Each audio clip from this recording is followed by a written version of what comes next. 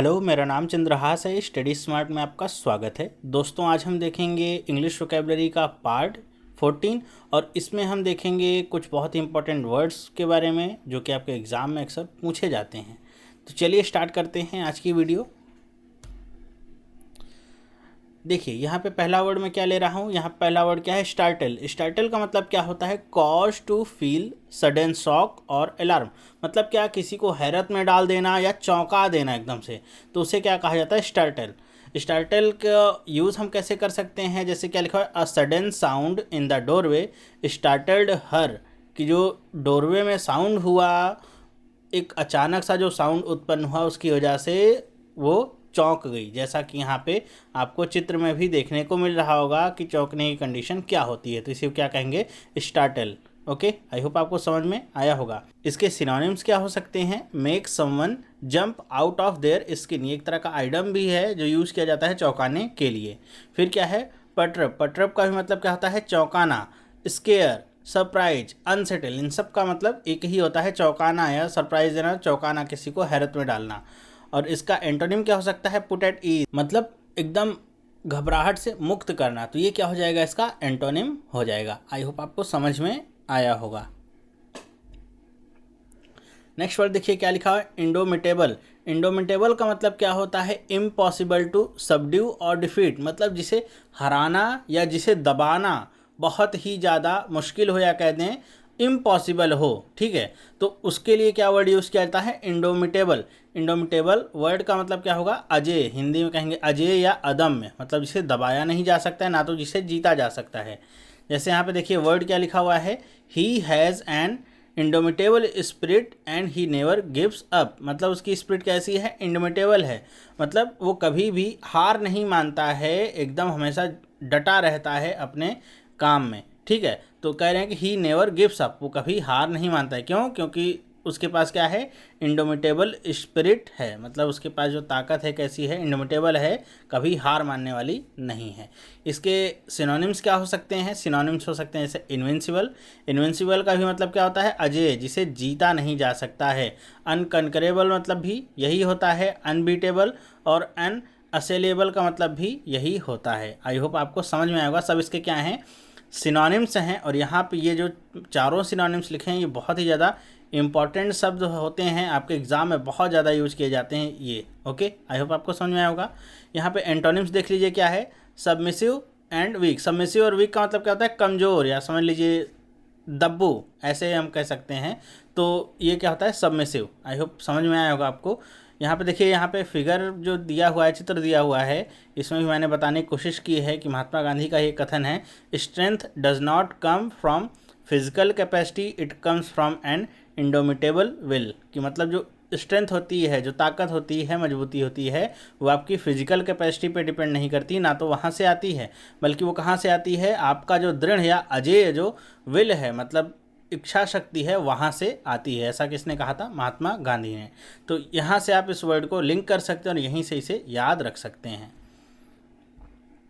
Next word देखते हैं क्या लिखा हुआ है। नेक्स्ट वर्ड लिखा हुआ है इंडिजेंट। इंडिजेंट का मतलब क्या होता है? पुअर या नीडी, मतलब कोई गरीब आदमी होगा, दीनहीन होगा, तो उसके लिए हम वर्ड यूज़ करते हैं इंडिजेंट का। ध्यान रखिएगा, ये आपका कहीं से भी दिखने में ऐसे वर्ड नहीं लगते हैं और बहुत ज़्यादा मिसलीडिंग होते हैं, क्योंकि इनसे मिलते जुलते बहुत सारे वर्ड बनते हैं। तो इसलिए मैंने ये सारे वर्ड लिए हैं, इंपॉर्टेंट बहुत ज़्यादा हैं, हाई फ्रिक्वेंसी के वर्ड में आते हैं। तो इंडिजेंट का मतलब क्या होगा? गरीब। ओके, कहीं भी लिखा होगा तो समझ जाइएगा, इंडिजेंट मतलब गरीब। जैसे एग्जाम्पल क्या लिखा हुआ है?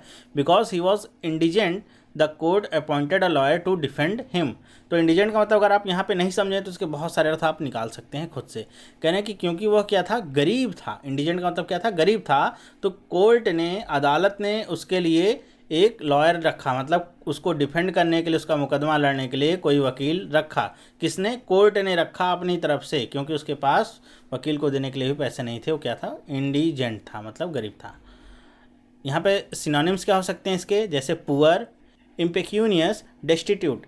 पुअर का मतलब जानते होंगे, इम्पेक्यूनियस मतलब भी क्या होता है? गरीब। ठीक है, इसका मतलब भी क्या होता है? गरीब। और डेस्टिट्यूट का मतलब भी गरीब ही होता है। सब इसके एकदम एग्जैक्ट सिनोनिम्स में आते हैं। और एंटोनिम्स देख लीजिए क्या हो जाएगा? वेल्दी, जिसके पास बहुत ज़्यादा वेल्थ हो। ठीक है, और दूसरा क्या है? रिच। ये मतलब दोनों ही अमीर से मतलब रखते हैं, तो इसलिए क्या है? एंटोनिम्स हो सकते हैं इसके। यहाँ पे आप देख सकते हैं, आपको फिगर में भी दिखाया गया है, एक होमलेस मैन की यहाँ पे मैंने पिक्चर ली है। होमलेस मैन मतलब जिसके पास अपने घर नहीं होते हैं, तो वो लोग सड़कों के किनारे ही अपना गुजर बसर करते हैं, तो ऐसे लोगों के लिए हम वर्ड क्या यूज़ कर सकते हैं, इंडिजेंट। ठीक है, तो इंडिजेंट वर्ड क्या होगा, गरीब। नेक्स्ट वर्ड देखते हैं क्या लिखा हुआ है। नेक्स्ट वर्ड लिखा हुआ है परनीशियस। परनीशियस का मतलब क्या होता है, हैविंग अ हार्मफुल इफेक्ट, मतलब हानिकारक हो अगर कोई चीज़, घातक हो, तो उसके लिए हम क्या यूज़ करते हैं, परनीशियस। जैसे यहाँ पे एग्जाम्पल में आप देख सकते हैं, मैंने लिखा हुआ है कि Rajan said high inflation has pernicious effect on the weaker section, कि ये राजन कौन है, हमारे जो अभी तक गवर्नर थे आरबीआई के, रघुराम राजन, कि वो कह रहे हैं कि जो हाई इन्फ्लेशन है, मतलब जो बढ़ती हुई इतनी महंगाई दर है, वो क्या कैसा इफेक्ट डालती है, परनीशियस इफेक्ट, मतलब हानिकारक या घातक इफेक्ट डालती है। और किसके ऊपर, ऑन द वीकर सेक्शन, जो भी कमज़ोर वर्ग है उसके ऊपर बहुत ही हानिकारक या कह दीजिए घातक प्रभाव डालती है। कौन, हाई इन्फ्लेशन, ऊंची महंगाई दर। ओके, तो यहाँ पे इसके देखिए सिनोनिम्स क्या हो सकते हैं, हार्मफुल, डैमेजिंग, डिस्ट्रक्टिव, इंजूरियस, ये सारे इसके सिनोनिम्स हो सकते हैं। एंटोनिम्स में देख लीजिए क्या हो सकते हैं, बेनिफिशियल, बेनाइन, इसे क्या पढ़ते हैं, बेनाइन पढ़ते हैं। बेनाइन का मतलब भी क्या होता है, बेनाइन का मतलब होता है जो कुछ भी लाभदायक हो आपके लिए। ठीक है, फेवरेबल, फेवरेबल का मतलब जो आपके पक्ष में हो। ठीक है, हानिकारक नहीं हो। ओके, तो ये सब इसके क्या हो सकते हैं, एंटोनिम्स। जैसे यहाँ पे चित्र में दिखाया गया है कि कोई सिगरेट पी रहा है, तो सिगरेट पीना आपकी हेल्थ के लिए कैसा हो सकता है, परनीशियस हो सकता है, घातक परिणाम ला सकता है आपकी हेल्थ के प्रति। तो ये आपके चित्र से यहाँ पे बताने की मैंने कोशिश की है। अब आप इसे लिंक कर सकते हैं और इसे आसानी से याद रख सकते हैं। चलिए नेक्स्ट देखते हैं क्या लिखा है। ये वर्ड क्या लिखा है, रॉकस। इसे क्या पढ़ेंगे, रॉकस। तो रॉकस का मतलब क्या होता है, हैविंग अ हार्मफुल इफेक्ट। और ज़्यादातर ये किससे रिलेटेड है, ये साउंड से रिलेटेड होता है, आवाज़ से रिलेटेड होता है। रॉकस का क्या मतलब होता है कि जब बहुत ज़्यादा कोई भयंकर आवाज़ हो, बहुत ज़्यादा कर्कश आवाज़ हो, उग्र आवाज़ हो, तो उसके लिए हम यूज़ करते हैं वर्ड रॉकस का। ठीक है, आवाज़ से रिलेटेड है ये, साउंड से रिलेटेड ये वर्ड यूज किया जाता है।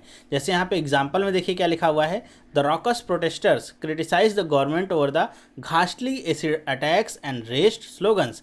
मतलब जो रॉकस प्रोटेस्टर्स हैं, मतलब जो नारा लगा रहे होंगे, बहुत तेज़ तेज़ चिल्ला रहे होंगे, तो रॉकस का मतलब क्या होगा, जो बहुत ही ज़्यादा नॉइज़ उत्पन्न कर रहे होंगे। ऐसे प्रोटेस्टर्स की बात की जा रही है कि वो गवर्नमेंट को क्रिटिसाइज़ कर रहे हैं। कि जो भी यहाँ पे घास्टली लिखा है, घास्टली का मतलब क्या होता है, इसे कह सकते हैं आप हिंदी में भयंकर कह सकते हैं। ठीक है, भयंकर, या आप समझ सकते हैं बहुत ज़्यादा डरावना जो हो, विभत्स हो, तो उसके लिए वर्ड यूज़ किया जाता है घास्टली। तो जो भी इस तरह के भयंकर एसिड अटैक्स हो रहे हैं, तो उसके प्रति गवर्नमेंट को क्रिटिसाइज कर रहे हैं। कौन, रॉकस प्रोटेस्टर्स, मतलब बहुत ही ऊंची आवाज़ में, कर्कश आवाज़ में, और जो भी स्लोगन्स हैं उन्हें उठा रहे हैं। ठीक है, तो ये आपका रॉकस का मतलब क्या निकल के आता है, कर्कश आवाज़, ऊँची आवाज़, बहुत ही खराब आवाज़ जो सुनने में सही ना लगे। ओके, सिनोनिम्स क्या हो सकते हैं इसके, देखिए, हार्श, स्ट्राइडेंट, स्क्रैचिंग, ये सब क्या है इसके सिनोनिम्स हैं। इन सब का मतलब भी क्या होता है, कर्कश। ठीक है, बहुत ही खराब आवाज़। और इसके एंटोनिम्स क्या हो सकते हैं, सॉफ्ट, डलसेट, पीसफुल एंड क्वाइट, ये सब क्या हो सकते हैं सिनोनिम। इन सब का मतलब क्या है, शांत। ठीक है, शांत या सौम्य, सॉफ्ट बहुत ही ज़्यादा सौम्य हो, शांत हो, तो उसके लिए क्या यूज़ किया जाता है, ये सारे एंटोनिम्स इसके यूज किए जाते हैं। तो अगर इसका आपको सिनोनिम्स पूछा जाएगा यहाँ पे, तो आप बता सकते हैं कि इनके सिनोनिम्स क्या हो सकते हैं, हार्श, स्ट्राइडेंट, स्क्रैचिंग। ठीक है, कोकोफोनस जैसे मैंने कई बार यूज़ किया हुआ है, तो ये सब क्या हो सकते हैं, इसके सिनोनिम्स हो सकते हैं। एंटोनिम्स में ये सारे वर्ड आप यूज कर सकते हैं। आई होप आपको समझ में आया होगा। यहाँ पे चित्र में भी देखिए दिखाने की कोशिश की जा रही है, जैसे यहाँ पे ये लोग इतना चिल्ला रहे हैं, शोर मचा रहे हैं, तो ये सब क्या है, ये रॉकस हैं। ठीक है, मतलब बहुत ज़्यादा शोर उत्पन्न कर रहे हैं। नेक्स्ट बात करते हैं, वर्ड क्या लिखा है, प्यूनिटिव। प्यूनिटिव का मतलब क्या होता है, इन्फ्लेक्टिंग और इंटेंडेड एज पनिशमेंट, मतलब दंडात्मक हो। जब कोई भी चीज़ बहुत ज़्यादा स्ट्रिक्ट हो, ऐसे कि दंड देने के लिए अगर बनी गई हो, तो उसे क्या कहते हैं, प्यूनिटिव। ओके, जैसे यहाँ पे एग्जांपल में देखेंगे आप कि the central government is considering punitive tax measures against the non filers of income tax return in the central budget, कि सेंट्रल गवर्नमेंट कुछ इस तरह के प्यूनिटिव टैक्स मेजर्स को लाने की बात करें, मतलब कैसे, दंडात्मक टैक्स लगाएंगे, किसके लिए, कि उन लोगों के खिलाफ जो इनकम टैक्स रिटर्न्स को नहीं भर रहे हैं। तो इस बार का जो सेंट्रल बजट होगा उसमें गवर्नमेंट कैसा लाएगा, प्यूनिटिव टैक्स। अब कुछ लोगों को अगर नहीं पता होगा तो सोचेंगे कोई नया तरह का टैक्स जो है यहाँ पे लाया जा रहा है। तो प्यूनिटिव का मतलब कोई नया तरह का टैक्स नहीं है ये क्या होगा, आपकी एक तरह की सज़ा होगी, दंड होगा, या एक तरह की समझ लीजिए कड़ाई है ये, जो टैक्स में अब बढ़ती जाएगी कि जो लोग टैक्स नहीं भरेंगे टैक्स का रिटर्न, तो उनके खिलाफ ये सारे टैक्स लगाए जाएंगे। आई होप आपको समझ में आया होगा। इसके सिनोनिम्स क्या हो सकते हैं? इसके सिनोनिम हो सकते हैं ऑस्ट्रे, बर्डनसम, कैस्टिगेटरी। अब बर्डनसम कैस्टिगेटरी का मतलब क्या होता है कि इसे आप समझ सकते हैं कि जिसे कैरी करना आसान ना हो, मतलब जिसे ढोना आसान ना हो, ये एक तरह का बोझ है। तो यहाँ पे सोच सकते हैं आप कि यहाँ पे तो हमने सोचा है दंडात्मक, लेकिन ये बोझ कैसा है? तो अगर आपके ऊपर कोई ऐसा टैक्स लगा दिया जाए, जैसे प्यूनिटिव टैक्स लगा दिया जाए, तो वो सब क्या हो सकता है आपके लिए? एक बर्डनसम हो सकता है, मतलब जिसे आप ढो नहीं सकते हैं, तो एक तरह की ये सजा हो सकती है। ठीक है, तो यहाँ पे इसलिए इनको सिनोनिम्स के रूप में यहाँ पे लिखा गया है। एंटोनिम्स क्या हो सकते हैं इसके? बेनिफिशियल या रिवॉर्डिंग। बेनिफिशियल का मतलब क्या? लाभदायक। और रिवॉर्डिंग का मतलब भी आप समझ सकते हैं कि पुरस्कार के रूप में अगर कुछ दिया जा रहा है तो। ठीक है, तो ये सब क्या हो सकते हैं? इसके एंटोनिम्स हो सकते हैं। ज़्यादातर जो प्यूनिटिव होता है वो जो हमारे टैक्स वगैरह होते हैं उन्हीं से रिलेटेड टर्म्स में यूज किया जाता है, इसीलिए मैंने यहाँ पे लिखा हुआ है, क्योंकि जो आपके रीडिंग कॉम्प्रिहेंशंस वगैरह आते हैं या इंग्लिश में जो भी पैराग्राफ्स वगैरह भी आते हैं, वो ज़्यादातर हमारे जो इकोनॉमी सेक्शन होता है उसी के आसपास घूमते रहते हैं। तो मैं वो सारे वर्ड्स ले रहा हूँ जो आपके एग्जाम में यानी कि जिनकी संभावना हो सकती है, या अगर ना भी पूछेगा तो कहीं ना कहीं आपको वर्ड लिखे हुए मिलेंगे, तो आप कम से कम मतलब समझ सकेंगे कि क्या इस वर्ड का मतलब है। नेक्स्ट देखिए, नेक्स्ट वर्ड क्या लिखा हुआ है? इम्पेंड। इम्पेंड का मतलब क्या होता है? बी अबाउट टू हैपन, मतलब जो कुछ समय में होने वाला है। जैसे हिंदी में क्या लिखा हुआ है? निकट होना या समीप आ जाना। जैसे अगर आप समझ लीजिए कि आपका एग्ज़ाम है 2 बजे से होने वाला है, और आप पहुंच गए हैं अपने एग्ज़ाम सेंटर पे 1:50 पे, और आप फ़ोन करें किसी को अपने घर पे कि मैं पहुंच गया हूं, तो घर वाले आपसे पूछेंगे तो आप क्या कहेंगे कि मेरा एग्ज़ाम क्या इम्पेंड है, मतलब होने वाला है, बस एकदम समीप है, बस 10 मिनट में मेरा एग्ज़ाम क्या हो जाएगा? स्टार्ट हो जाएगा। तो इम्पेंड का मतलब क्या है कि जो बस थोड़े समय के बाद होने वाला होगा, तो उसके लिए हम क्या वर्ड यूज़ करेंगे? इम्पेंड। जैसे एग्जाम्पल क्या लिखा है देखिए, a sign of impending disaster, मतलब कि किसी जो डिजास्टर मतलब कोई भी तूफान जो आ रहा है उसका एक साइन मिला है, मतलब उसकी एक आहट मिली है किसी ना किसी चीज़ से। जैसे तूफान आता है तो उसके पहले हवाएं तेज़ हो जाती हैं, तो उसे हम कह सकते हैं कि ये जो तेज़ हवा चल रही है क्या है? A sign of impending disaster, मतलब जो आने वाला तूफान है या जो बहुत समीप आ गया है तूफान, थोड़ी देर में पहुंच जाएगा, उसका क्या है? ये एक साइन है। आई होप आपको समझ में आया होगा। यहाँ पे इसके सिनोनिम्स क्या हो सकते हैं? देखिए क्या हो सकते हैं? Approaching, eight hand, briefing, close, close eight hand, ये सब क्या हो सकते हैं? इसके सिनोनिम्स हो सकते हैं। सबका मतलब समीप या पास, एकदम करीब। एंटोनिम क्या हो सकता है इसका? डिस्टेंट। डिस्टेंट का मतलब क्या? दूर, जो पास ना हो, काफ़ी दूर हो, तो उसके लिए हम यूज़ कर सकते हैं इन डिस्टेंट। तो डिस्टेंट क्या होगा? इम्पेंड का एंटोनिम्स हो सकता है। जैसे यहाँ पे चित्र में दिखाया जा रहा है कि सब लोग अपनी आँख में एक दूसरे को फॉलो करते हुए पट्टी बांधे हुए हैं और एक दूसरे को ही फॉलो करते हुए जा रहे हैं, लेकिन थोड़ी देर बाद देखिए क्या है? इनके सामने गड्ढा है, खाई है। तो ये क्या है? इम्पेंडिंग डेंजर को ये क्या कर रहे हैं? अप्रोच कर रहे हैं। ठीक है, मतलब इनके आगे क्या है? इम्पेंडिंग डेंजर, मतलब कि बस खतरा इनके सामने आने वाला है, एक कदम और रखेंगे फिर ये सारे के सारे लोग गड्ढे में चले जाएंगे। चलिए नेक्स्ट बात करते हैं, क्या वर्ड लिखा हुआ है? पेंसिव। पेंसिव का मतलब क्या होता है? इंगेज्ड इन, इन्वॉल्विंग और रिफ्लेक्टिंग डीप और सीरियस थॉट, मतलब जब आप किसी को देखें बहुत ज़्यादा चिंताग्रस्त हो, चिंताग्रस्त ही ना हो, अगर किसी सोच में वो डूबा हुआ हो, खो गया हो। जैसे कुछ लोगों को आप देखते होंगे कि वो एक तरफ देखते हैं और उसी तरफ देखते ही रह जाते हैं, उनको ये नहीं पता होता वो किस चीज़ को देख रहे हैं या किस पर्सन को देख रहे हैं, बल्कि वो अंदर ही अंदर कुछ ना कुछ सोचते हुए खो जाते हैं। थोड़ी देर बाद आप उनसे बात करके पूछेंगे तो उनको कुछ भी पता नहीं रहता है कि आपने क्या बोला है उनके सामने, क्योंकि वो अपने ही विचार में मग्न होते हैं। तो ऐसे ही लोगों के लिए यूज़ क्या किया जाएगा? पेंसिव। पेंसिव अगर आप किसी के साथ यूज कर रहे हैं, मतलब वो क्या है? बहुत ही ज़्यादा चिंताग्रस्त है या किसी सीरियस थॉट में चला गया है वो। देखिए जैसे यहाँ पे एग्जाम्पल में क्या यूज़ हुआ है? MS Dhoni biopic poster features a pensive Sushant Singh Rajput, मतलब यहाँ पे बताया जा रहा है, जैसे यहाँ पे देख सकते हैं, यहाँ पे पिक्चर भी लगी हुई है कि जो MS धोनी की बायोपिक पिक्चर है उसमें जो सुशांत सिंह दिख रहे हैं वो कैसे हैं? पेंसिव हैं। पेंसिव का मतलब देखिए जैसे यहाँ पे ये खोए हुए हैं, मतलब सोच विचार में मग्न है किसी निर्णय लेने के लिए कि उनको कुछ करना है या नहीं करना है। तो ये कंडीशन जो होगी किसकी होगी? पेंसिव कंडीशन इसे कहेंगे। सिनोनिम्स आप समझ सकते हैं, सिंपल हो सकते हैं, थॉटफुल, थिंकिंग, रिफ्लेक्टिव या कंटेम्पलेटिव। कंटेम्पलेटिव का मतलब क्या होता है? विचार में खो जाना। ठीक है, तो कंटेम्पलेटिव भी यहाँ पे एक इंपॉर्टेंट वर्ड आपके लिए हो सकता है, इसे भी समझ लीजिएगा। दूसरा इसके एंटोनिम्स क्या हो सकते हैं? तो एंटोनिम्स देखिए क्या हो सकते हैं? नेग्लिजेंट, अनकेयरिंग, इग्नोरेंट, मतलब जिनको कोई परवाह नहीं, कुछ सोचते नहीं, नेग्लिजेंट हैं। ठीक है, अज्ञानी हो सकते हैं। तो ये सब क्या हो सकते हैं? इसके एंटोनिम्स हो सकते हैं। नेक्स्ट वर्ड देखिए क्या लिखा हुआ है? नेक्स्ट वर्ड लिखा हुआ है वैपिड। वैपिड का मतलब क्या होता है? Offering nothing that is stimulating और चैलेंजिंग ब्लेंड। मतलब अगर सीधे शब्दों में कहा जाए तो नीरस, फीका या बेजान, कोई भी चीज़ अगर नीरस है, फीकी है, बेजान है, तो उसके लिए हम क्या यूज़ करते हैं वर्ड वैपिड, या जिसके लिए हम दूसरा एक वर्ड यूज़ करते हैं क्या, ब्लैंड। ब्लैंड का मतलब भी क्या होता है, फीका। ज़्यादातर ये ब्लैंड खाने के लिए यूज किया जाता है कि अगर आप कोई खाना खाते हैं उसमें कोई स्वाद नहीं है तो उसे क्या कहते हैं, उसका टेस्ट कैसा है, ब्लैंड है, मतलब एकदम फीका है। ओके, तो जैसे यहाँ पे वैपिड का यूज़ करके दिखाया गया है, अ सॉन्ग विथ वैपिड लिरिक्स, मतलब सॉन्ग जो कैसा है, वैपिड लिरिक्स मतलब नीरस लिरिक्स के साथ हैं, मतलब जो उसके बोल लिखे गए हों कैसे, नीरस, उसमें कोई भाव नहीं निकलता है। जैसे आपके गाने होते हैं कुछ ना कुछ उसमें भाव निकल के आता है, तो ऐसा वो उसके लिरिक्स हैं कि उससे कोई भाव नहीं निकल रहा है, तो कैसा है, नीरस है। ओके, तो वैपिड का मतलब आई होप आप समझ गए होंगे अब। इसके सिनोनिम्स क्या हो सकते हैं, सिनोनिम्स हो सकते हैं इंस्पिरेड, अनइंस्पायर्ड, कलरलेस, अनइंटरेस्टिंग, ये सब क्या हो सकते हैं इसके सिनोनिम्स। और यहाँ पे एक और सिनोनिम्स लिख लीजिएगा, यहाँ पे क्या होगा, ब्लैंड, जो कि यहाँ पे लिखा गया है, ठीक है। और एंटोनिम्स क्या हो सकते हैं, कलरफुल, एक्साइटिंग, लाइवली, तो ये सब क्या हो सकते हैं इसके एंटोनिम्स। कलरफुल समझते हैं आप, एकदम रंग बिरंगा, एक्साइटिंग बहुत ही ज़्यादा उत्तेजना भरा, बहुत ही ज़्यादा जॉयफुल, लाइवली, ठीक है, मतलब बहुत ज़्यादा जीवन, तो ये सब क्या हो सकते हैं इसके एंटोनिम्स हो सकते हैं। आई होप आपको ये समझ में आ गया होगा।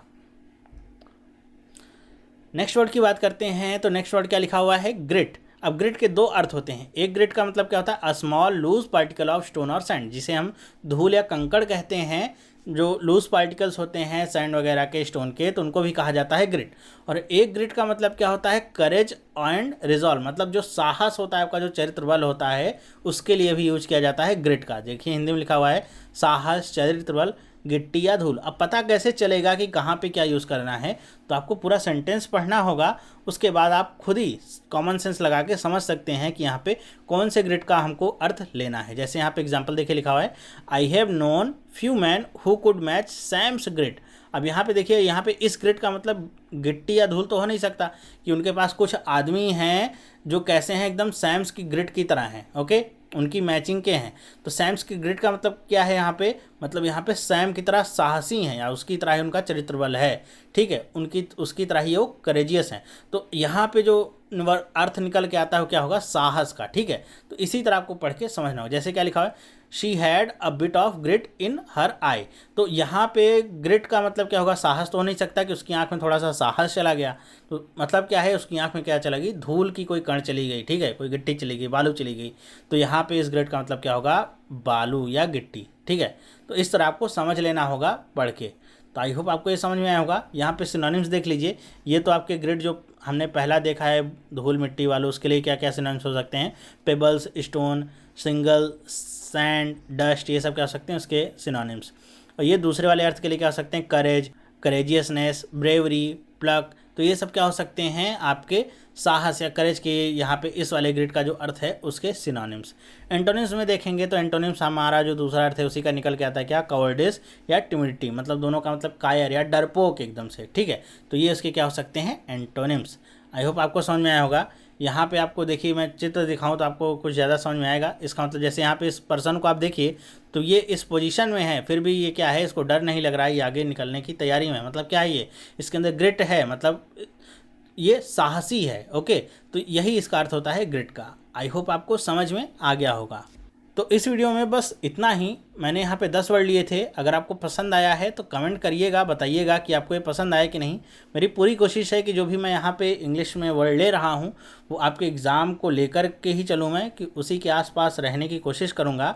फिर भी अगर आपको कुछ ना पसंद आ रहा हो या कुछ और चाहते हो आप, तो नीचे कमेंट करके मुझे बता सकते हैं कि कहाँ पर और सुधार की गुंजाइश हो सकती है। तो वीडियो अगर पसंद आया है तो इसे लाइक करिए और अपने दोस्तों के साथ भी इसे ज़रूर शेयर करिए। उनको भी बताइए कि ये सारे वर्ड्स कितने इंपॉर्टेंट हैं और इनके क्या मतलब निकल सकते हैं। और अगर इस चैनल पे आप नए हैं और चैनल को सब्सक्राइब नहीं किया है तो आज ही इसे सब्सक्राइब करिए, जिससे इस तरह की जो वीडियोज़ मैं आपको रोज़ देता हूँ आपके एग्ज़ाम में बहुत ज़्यादा इंपॉर्टेंट रोल प्ले करेंगी। तो आपको ये वीडियोस मिस ना हो आपसे, तो इसलिए चैनल को सब्सक्राइब करिए, डेली आपको वीडियोस मिलती रहेंगी। तो ये वीडियो देखने के लिए आपका बहुत बहुत धन्यवाद। अब हम मिलेंगे नेक्स्ट वीडियो में, तब तक के लिए have a nice day and bye.